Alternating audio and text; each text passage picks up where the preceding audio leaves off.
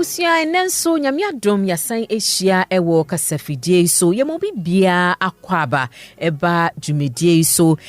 dwumedie etwetwe nia Mmra no se efa ye dada abrabo ho empempi no ohaw ne atete bitumi ba ya brabo mu a ebehia se ye beje efutuo everyone na wo mu esua Mmra na wonim nia Mmra no se nia Mmra no se ye dwumedie bia na wotwe bia ye be kyerɛkyerɛw se nia Mmra no se fa abrabo mu nsem ene amani ho a etoda ye mu bi mu efemu da ne da yensa kan lawyer Dr. Kweku Ajiman Budu oye lawyer ni ana emranim ni osan tre Mmra ewo oman musu apomba kumu a ye frɛ no Gempa. Lawyer Dr. Kweku Ajiman Budu oye adansini a ofri adanse formina a ewo Asante Mantem enti ye befa fidie so na ye chia adanse manhene opeja kwotre bonsre fuye the second ene adanse manyina.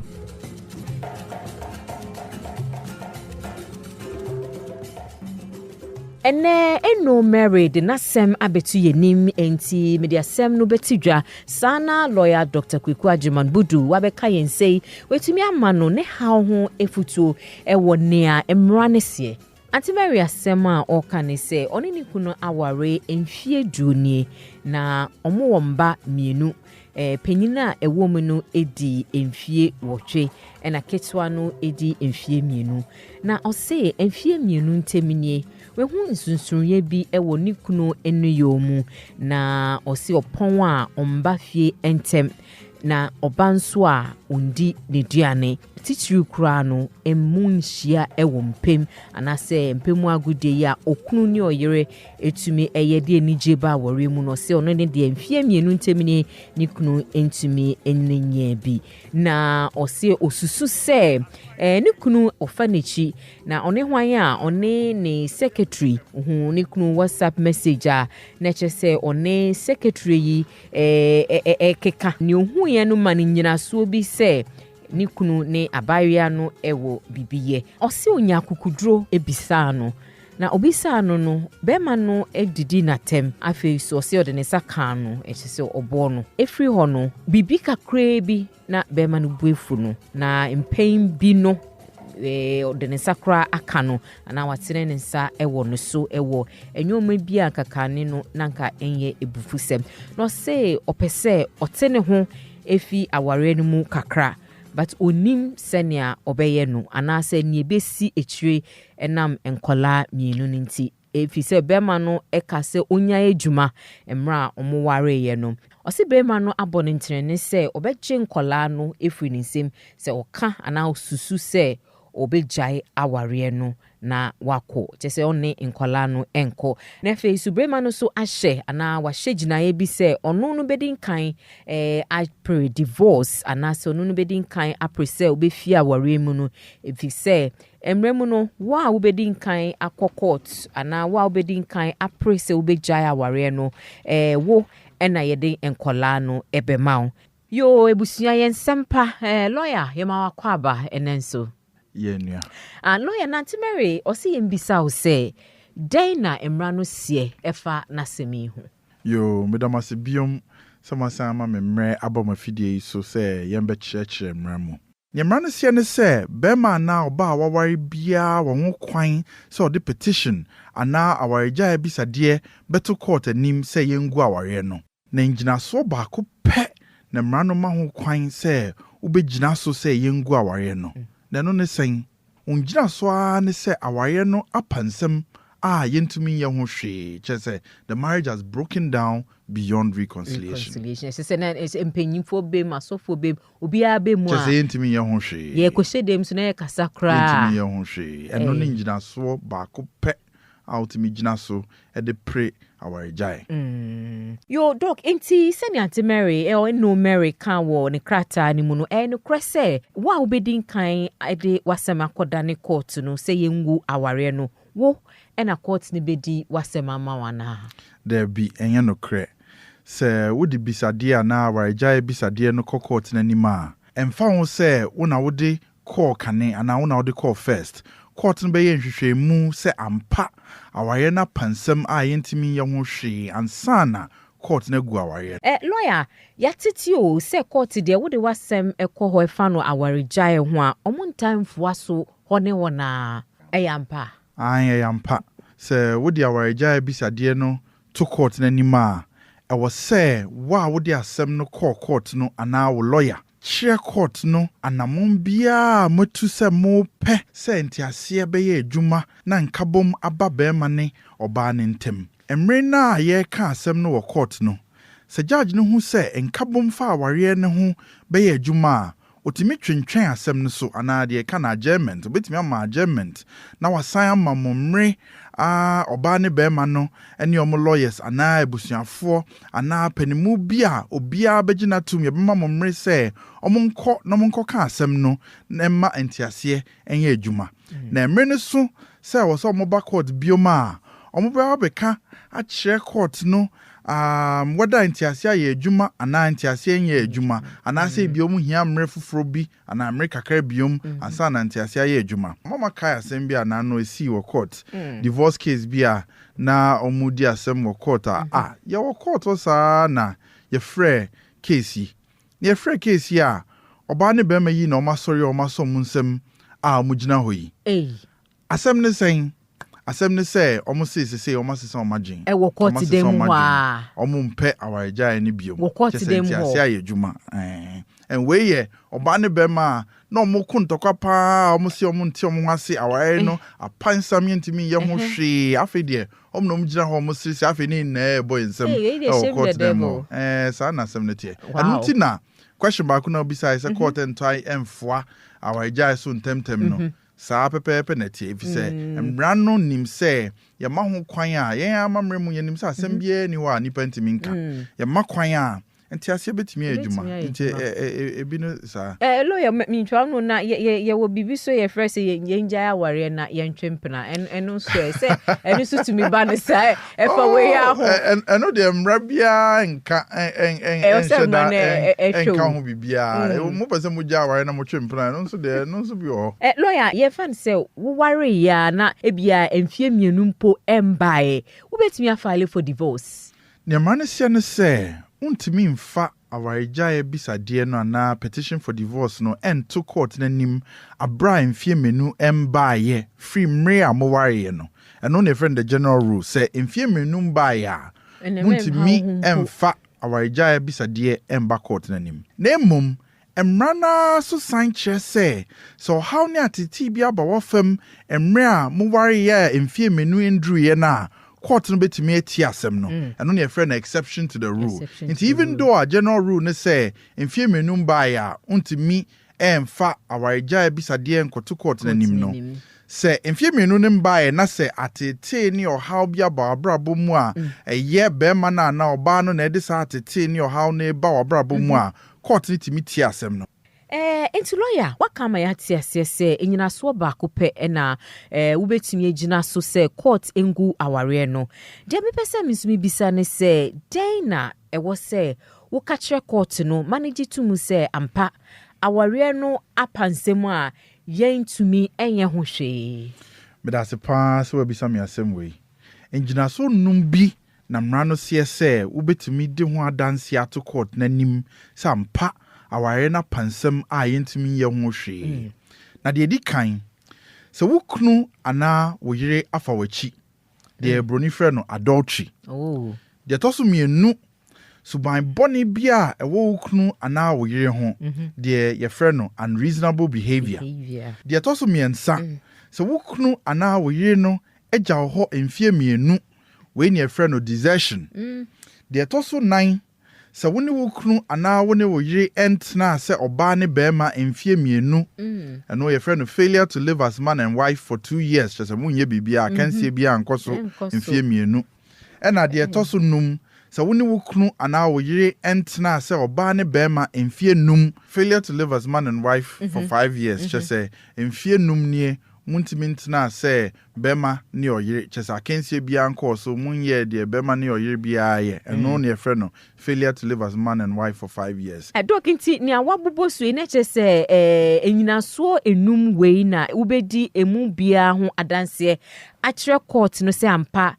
aware no aginsem a chese ye hu bibia enye yi sa pepe ne we die na dog enti Auntie Mary asemi se eba no se opese court gu aware na enjina so ben na ode ho adanse beto court nanim. Mitie Mama Mary asem no ose be ye mfie mienu ni kru ne suban asesa kakra na o kyerese omba fie ntem wagya na duane di ena one ne nsan so ndan so san ka ho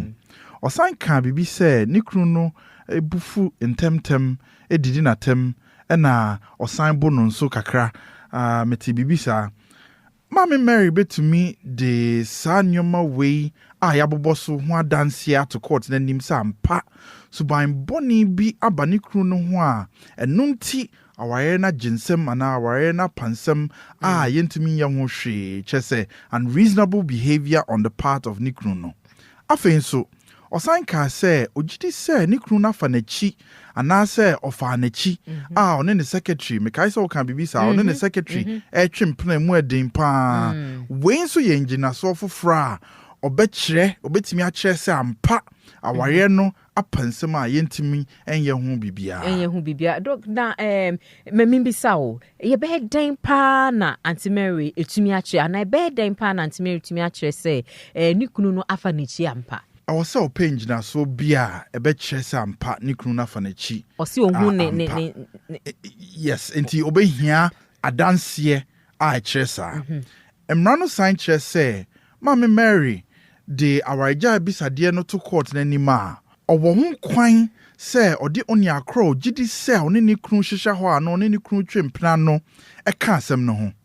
eba ne sa court no betoto oni akro na no ahwe se ampa se oni Mama Mary kru no twempena ana se enye no kre se oni Mama Mary kru no atwempena da na bibisa na betumi asi dog na Ghana mbremu no ye wo bibia ye frɛ no separation se okunu ni oyere ete Awaregyae mbae nanso na omuntemu atete there be separation and shedan ka ye Mmra no ho either say mawari ana moja aware inti mun kasakra still Mmra no de mawari as long as obia mfa Awaregyae bisade enkoto court anima court ndi asem ne de mawari na ye wo ebibi so bi o se inti oba ne tu akotena ne mame ana ne papa fie ana so nti fie ho biem still mawari wo Mmra mu de mawari unless say court no obi de asem either say wo bema na oba no de Awaregyae bisade no bekwakoto court na nim ema court na di asem no ama asem na ba na wie ya ansa na motimi aka se Awaregyae aba nti so wutu kotena papa fia na so wutu kotena mama fia wetu akwakotena ndi wo ho kwan obi antimi nsi wo ho kwan enso Mmra mu de mawari still dok na ti sesi ayema yenhwe enkola mienu emfie wotwe ne emfie mienu nkola sesi a omo beye den court ne de eba Awaregyae no krani nkola ne yie pe na court ne hwehwe enti court no be ye hwehwe mu ansa na ode nkola na mabema no ana ode nkola na ma oba no na se court no de nkola ne ma oba na yemfa ne se ode nkola ne ma Mama Mary a obetumi court na betumi asan ma ho kwan se Mama Mary kru na wagyae no ebe nya ho kwan se obesra nkola no bibisa na court no betumi aye na dok yen show sesi aso omo ware ye no be me ka che enu Mary se onya edwuma sesi a onye edwuma nti den na court betumi aye ama no Mmranum ye frɛ bibi financial provision and maintenance chese Auntie Mary case yi court no betumi atwabo bi ama bema no se onfa ma Mama Mary fi se onye adwuma bia na yenim so se bema na ne ka kire ne se onja adwuma ye ono abehwe no aware num nti se si Awaregyae eba no court betwabo bi ama bema no fi se bema no na yeso breadwinner ono no hwe fie no nti court betwabo bi ama no se onfa emma maame Mary no no so ntimi mfa mbɔ ne bra enkola no sukuu kra sukuu kokra no bema ya court no because ono no yeso breadwinner ono a no hwefie no court no besan timi aka kye ne sɛ ɔnhwɛ enkola no sukuu court no bema no atua omo school fees ane bibia ɛka ho fa enkola no sukuu kom ne krakra no afutu ben na wo ma Auntie Mary na obi bia ofa sa ohaw imubi maame Mary ene obia wanya sa asɛm we bi de emetimi aka kye mo ne sɛ Awaregyae de enye ade a eye papa enye Bible kra emfoa so ye Christopher ne nim sɛ Bible emfoa Awaregyae so nti de emetimi aka kye mo ne sɛ mompe sofo bi ana pani bi a obetimi etie mo asɛm no a obekama bom na entiase aye adwuma na se mo try sa nneoma ni na se entiase anye adwuma na nkabom ntimi mba a ho no mo betimi a contact lawyer ana mranim ni bi a obetimi afa asɛm no de akokot amount sana wetimi de Awaregyae bisade no akoto court na ni me se Ghana mra ne de e ma ho kwan se wo ware na wo pese wo be ware bioma utimi de wasɛm akoto court na nim na court nso beti asɛm no na wa ma ho emuaye inti saa na metimi aka kyerɛ mo yo champion ni masem kan se nana wasum enti eno Mary se na doctor esie sa so na Mmra ne sie ye de bibia se enenso se wenyamre esie yen na wotwe sende ye besen hia ewo efidie so yakramo